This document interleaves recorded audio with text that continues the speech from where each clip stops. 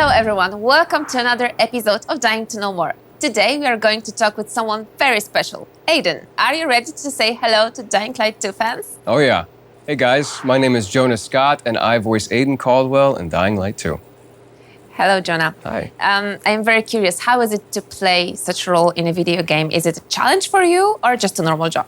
Well, I think this is a little bit more than a normal job for me. I've been Aiden for about 5 years almost at this point. I played him originally as a scratch track, a temporary vocal track for the real actor to go in and then listen to timing to get cutscenes and things like that for localization purposes.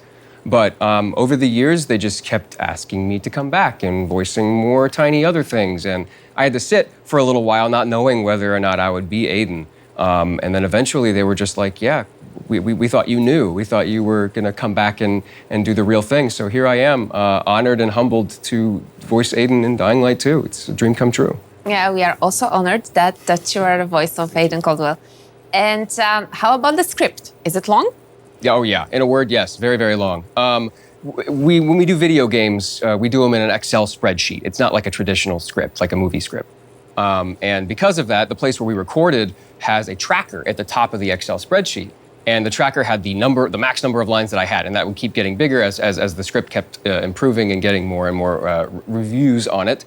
But I think at the most point, it was like 50,000 lines. Oh, wow. Yeah, it was a lot. And I can't imagine how many that the other actors have, like Rosario Dawson. They also would have just as much, if not more lines than I would. Because a lot of mine are just grunting and jumping and running and things like that. But yeah, the script itself is very long, very long. It's a good gamification of the video game script that we could, as I would do lines, we could see it be ticked off and see us making progress throughout the script. It was fantastic. Mm-hmm. And is there any place for improvisation? Oh, lots. I was able to put in a lot of pre and post life because a lot of the lines themselves are wild, which means that I didn't have any timing or anything like that. I could go as long or as short as I wanted with the line. I could breathe through it. I could take pauses. I could stumble. I could really make it feel lived in and real. And that is something that I've been looking forward to doing my entire career. And it was a really, really great opportunity for me. I had the most fun I've ever had performing, honestly.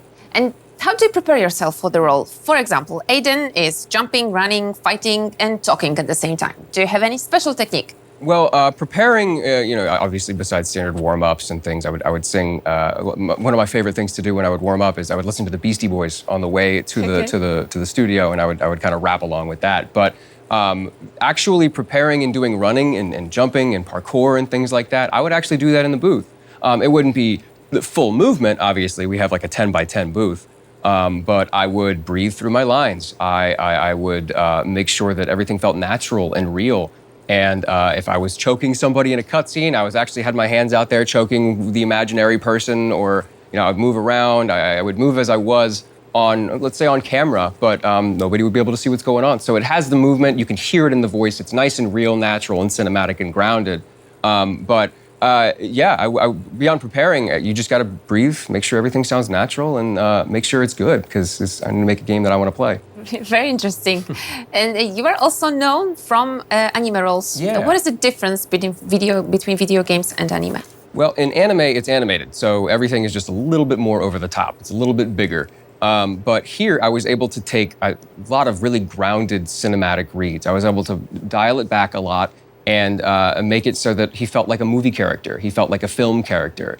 And especially the way it's mic'd, everything is very close. So there are even lines where Aiden is talking to himself, and it's almost whispered, it's hushed, and you really feel like you're in Aiden's head for a lot of it. And it's incredible. I had so much fun making sure that everything sounded real and grounded and filmic.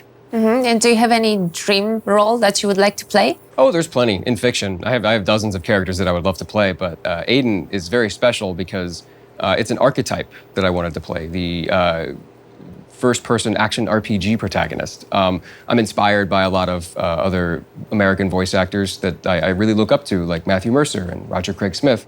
They're inspirations for me. And beyond wanting to impress them, I want to make sure the fans get what they want. Because I'm a fan of the game myself. It was the first game I played when I moved to LA. I got the audition and I was floored. I want to make sure that I'm a streamer too. So I want to make sure this is a game I want to play. Especially on stream or even privately in my own home. I want to make sure that this is something I want to keep going back to. I want to make sure that this is a game that I want to play. I want to make sure that Aiden is a character that is likable, that is lovable. So yeah, definitely. And speaking about Aiden, aren't you tired of him? Do you still like him? Oh, not at all. Aiden is a fun character in that when we were making the character initially, because I've been this character for almost 5 years, he's gone through a lot of variations. And the first thing we were trying was this whole Spider-Man kind of like fun, quippy character. But the story itself is very serious. It's very grounded. It's very real and gritty. So we came back and we reassessed. We're like, how do we make this character moving forward? He can't be too fun, but we still want to make sure that he has a lighter side because the story is so dark. So instead, we went with a more Nightwing archetype, where this guy is very gritty, he's very down to earth, and he's very real and pragmatic. But he has a fun side too, and you're able to hear that in a lot of dialogues. You're able to hear that in a lot of like a lot of his parkour has a lot of quips in it and things like that. So he has a lot of fun parkouring. He definitely enjoys what he does, and that's how we were able to kind of lighten him up a bit and make him very likable and very fun to perform. So no, I'm not tired of him at all. Cool. And my last question, how is it to hear yourself in a video game? In a word, surreal. I've never really heard it. I've heard my voice in video games before, but it's never been to this extent where I just keep talking, right? Usually I'm waiting for another character to interrupt me, but it's like Aiden speaks a lot and he does a lot of efforts and there's a lot of parkour and every grunt, every breath, every sound that you make is me. And sitting down to play the game, I would be frozen a lot in disbelief because it's just like, I almost cry because this is the dream come true for me. And sitting down to see it all come to fruition, thousands of people's thousands of hours working together on this one game to come out, and it's actually happening. It's so surreal to hear my voice in that capacity. And I'm honored and humbled. And I want to thank everybody for letting me be involved. Thank you, Jonah. And as I said, we couldn't imagine better voice for Aiden Caldwell. Thank you. Thank you for joining me today. And thank you all for watching us. See you soon.